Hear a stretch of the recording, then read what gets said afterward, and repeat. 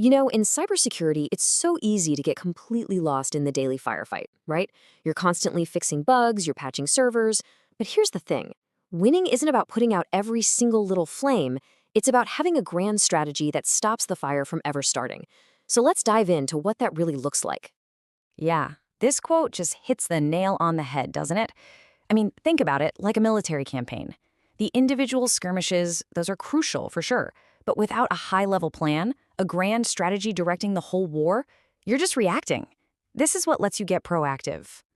So, what's the real difference between these two? Well, tactics are the immediate reactive things, the day to day grind of patching and log reviews. Strategy? That's the proactive, big picture thinking. Look, it's not about just patching one server, it's about adopting a whole new security model, like zero trust, where you basically trust nothing by default. That's going to guide you for the next 5 years. Okay, so to build that strategy, you really need a structure. And just like in a military operation, there's a clear chain of command for planning from the generals all the way down to the soldiers in the field. This planning really happens on three different levels. You've got the long-term strategic vision, which then gets translated into a tactical mission, and finally that gets broken down into the daily operational duties. Let's see what that means in practice. All right, so here's how it all breaks down. Strategic planning, that's your 3 to 5 year vision.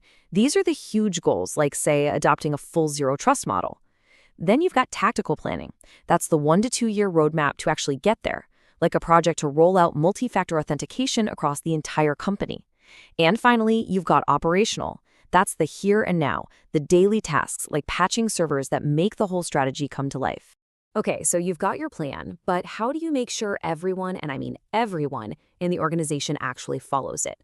Well, you need a rule book. You need official, documented rules of engagement. And in cybersecurity, we call these policies. Now, here is the absolutely crucial point about a policy.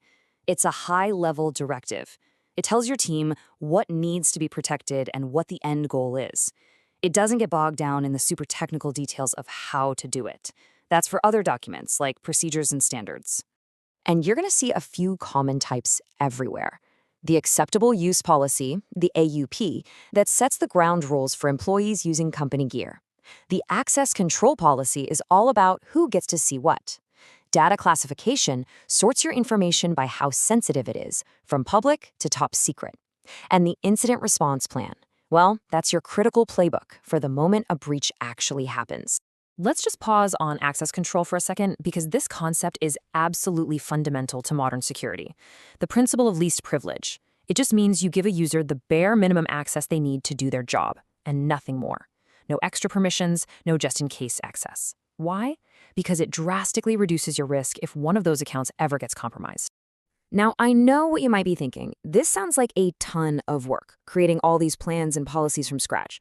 But here's the good news. You don't have to. There are existing battle-tested blueprints you can use. And that's the key question, isn't it?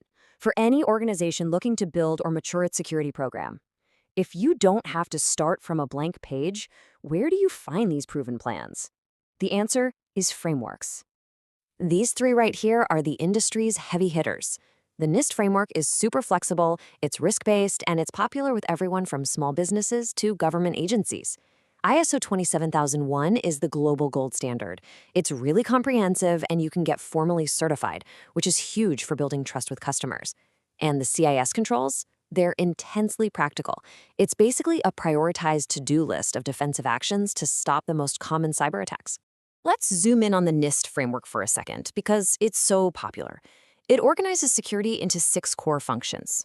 It all starts with governance to set the overall strategy.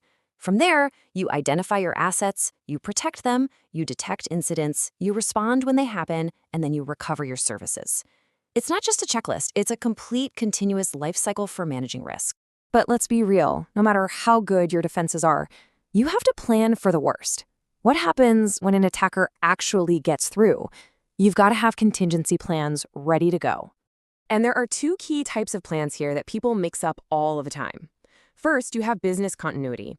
Think of this as keeping the lights on during a crisis. If your office floods, the BCP is what lets everyone work from home. Then you have disaster recovery. That's about rebuilding the house after it's been damaged. It's the technical plan to restore all your systems from backups after something major, like a ransomware attack. So, the final and maybe most crucial takeaway, is that this is not a one-and-done project. Your strategy can't be written in stone. The cybersecurity war is a never-ending campaign, and it's always, always evolving. A static 5-year plan? Honestly, that just doesn't cut it anymore. The new standard is a living cycle that constantly adapts. This is what we call continuous exposure management, the idea that you're always looking for weaknesses and adjusting your strategy in real time. With AI-driven attacks on the rise, your defense has to be just as agile and intelligent as the threats you're facing. Which brings us right back to where we started. I want you to think about your own organization's security efforts.